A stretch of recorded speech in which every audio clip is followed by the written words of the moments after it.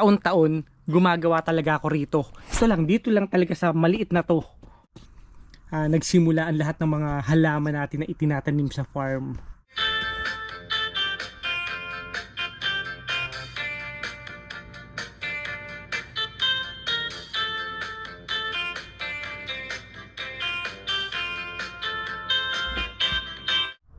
Ayan, magandang araw mga kapanyero. Ito, welcome back po sa ating channel. Kadarating lang natin dito ngayon sa townhouse. Kagagaling ko lang sa farm. Bali, medyo maaga pa, maliwanag pa dahil alam niyo naman na pag summer, di ba? Halos alas 10, alas 11 pa lumulubog ang araw dito sa Edmonton. Kaya yan, parang ang sakit pa ng katawan ko na naghukay nga tayo doon, di ba? Nagtanim-tanim, naglagay ng black plastic at sobrang init ang naramdaman ko kanina dun sa farm. Kaya ito mga kapanyero, naisipan ko na i-share sa inyo na ito kung saan nanggagaling talaga yung mga halaman natin na itinatanim sa farm, di ba?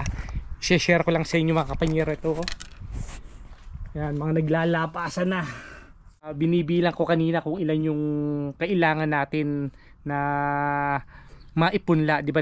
Nasabi ko naman sa mga nauna nating vlog na gumawa ako ng punla dito sa Edmonton. Kaya ito i-share ko sa inyo. Ayan, no? Taon-taon gumagawa talaga ako rito. Dito lang nagsimula talaga sa maliit na to.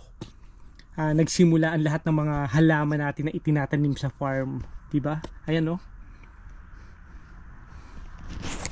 So binibilang ko to kasi kailangan natin na punla mga 50. Kasi isang bakod, isang hilera uli ang ilalagay natin sa layer. Siguro mga ano yun kung hindi ako nagkakamali, mga 30 to 35 na puno ang kailangan natin sa isang side, dun sa may kapitbahay na mareklamo. Tapos yung iba dun sa harapan, itatambak uli natin. So ayan mga kapanyero, mga naglalabasan na. Dalawang ano lang to, mga 2 linggo pa siguro to. So itatanim ko na to sa ibang paso para individual na sila, para madaling ibiyahe, madaling itanim pagdating sa farm. Ayan o, na-share ko lang sa inyo. Tsaka ito mga kapanyero, ito, ayan o, pa, may mga maliliit pa tayo. Yan, nakita nyo naman yung mga kalat natin. Yun, kung makikita nyo yung mga nasa plastic na yun, meron din mga bagong ano yan, ginawa ko rin yan nung 1 taon. Ito, 2 ano na to 2 taon na to. Itong halaman na to, dito galing, dyan sa halaman na yan. Pinaugat ko lang din yan. So pang ano na to, itong mga to pang biyahe na to ngayong June, na kailangan maitanim na tong mga to ngayong June, kasi itong mga ipinunla natin na to mga July ang tanim nito.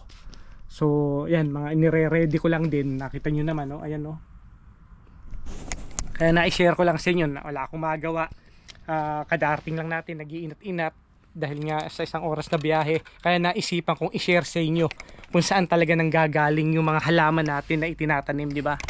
Ayan nakita nyo mga kapanyero, nung binili namin tong townhouse na to, nandito na to tong barrel na to. Tapos nilagyan ko lang to ng lupa na nabili ko sa Home Depot, na yun nga, nilagyan ko lang, tsaka ako nagpunla. So ito yung dahilan kung bakit talaga nakakapagpatubo na tayo sa farm ng mga halaman dito sa barrel na to. Nung mga unang-unang dating namin dito, hindi ko naman pinapansin to, nakatambak lang to diyon sa dulo, hanggang sa maisipan ko nga na manguha ng mga buto sa mga park dito. Kaya yun, dire-diretso kuha lang ako ng kuha taon-taon ng mga buto dun sa lugar na yun, sa puno na yun. Kaya nga nabanggit ko rin to sa mga nauna nating video na yung puno na itinatanim ko rito, bare dito pagka malamig. Tapos pagka matindi na ang init ng araw, nagbabago yung kulay niya, nagiging parang violet siya, parang purple ang kulay niya. Kaya nga pagka yun tumubo, naging kasinlaki natin yung mga halaman natin doon, talagang isang diretso, iisang puno lang ang pinanggalingan na talagang kulay purple siya.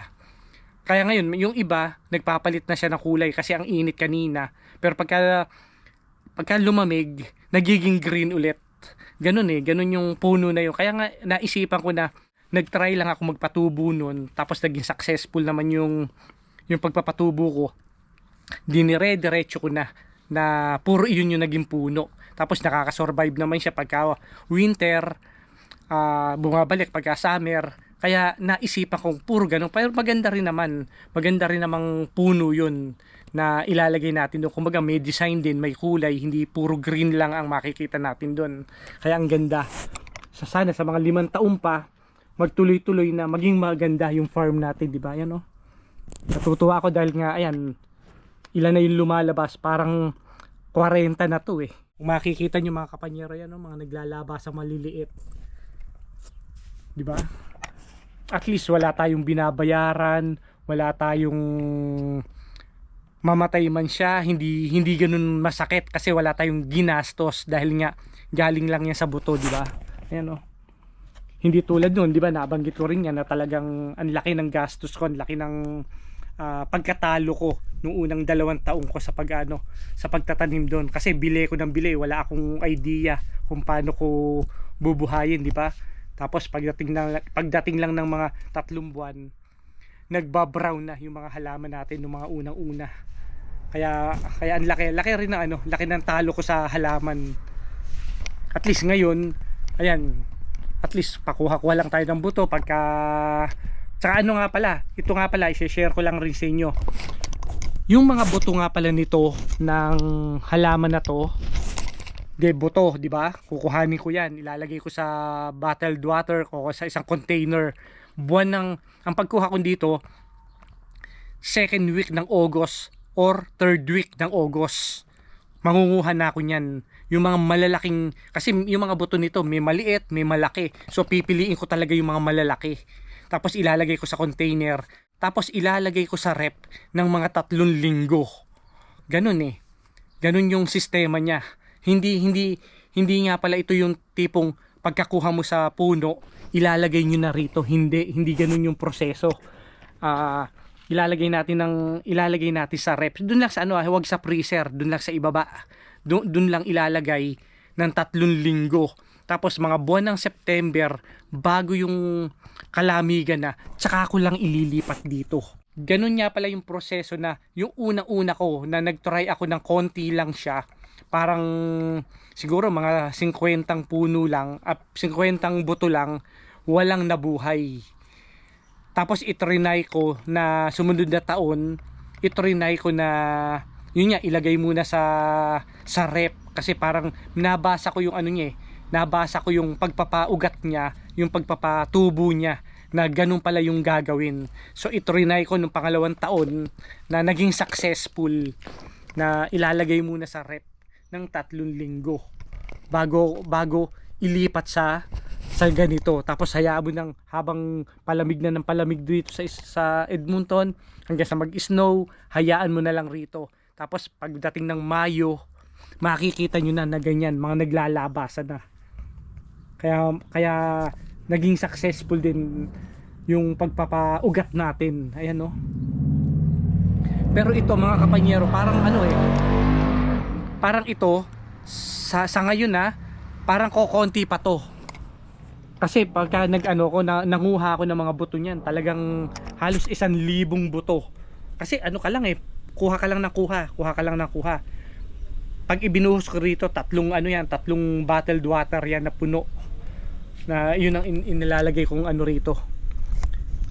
Yun yung inilalagay ko lahat. Sinasabog ko dyan. Talagang kung sino unang mabuhay dyan, ganun ang ginagawa ko. Kaya ngayon, share ko lang sa inyo kung saan talaga nanggagaling yung mga mga puno natin. Ayan, i-share ko na rin sa inyo mga kapanyero yung puno na pine tree na itinanim ko rito sa townhouse natin na ito, kung makikita nyo itong puno na to, ayan, kung gaano kalaki na, diba? Hindi ko lang malaman kung 20 feet na yan or more than pa, diba? Itong puno na to mga kapanyero, itinanim ko yan 2014 nung lumipat kami rito sa townhouse. Nung unang summer namin dito, ito kagad yung binili ko, itong puno na to. Ayan, nakita nyo naman, napakalaki na, di ba? Yan din yung mga mga nakatanim din sa atin. Yung iba, yung ibang puno na nakatanim sa farm natin, ganyang klaseng pine tree. Kung makikita nyo, sa 12 years naming pag-i-stay dito, ganyan na siya kalaki. Yan, oh. Diba?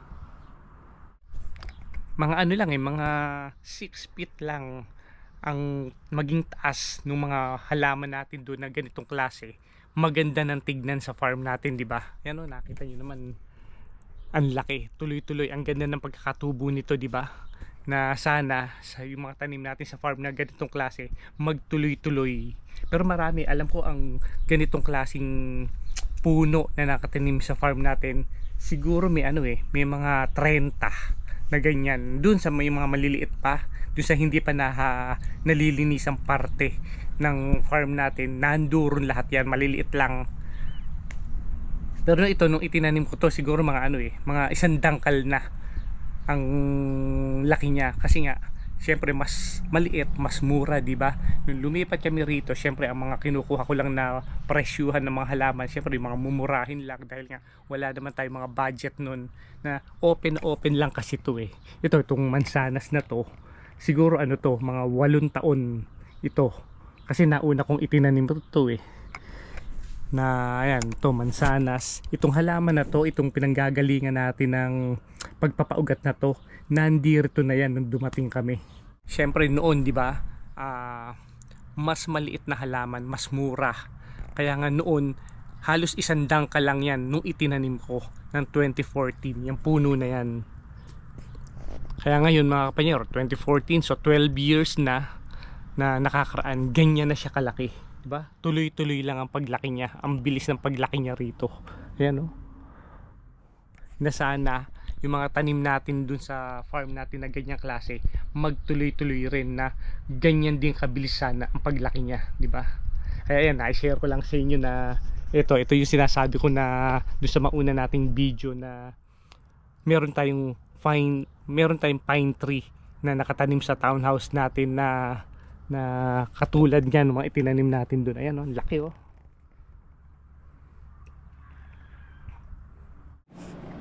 Ayan, nakita nyo naman mga kapanyero, dadali pa rin to sa farm.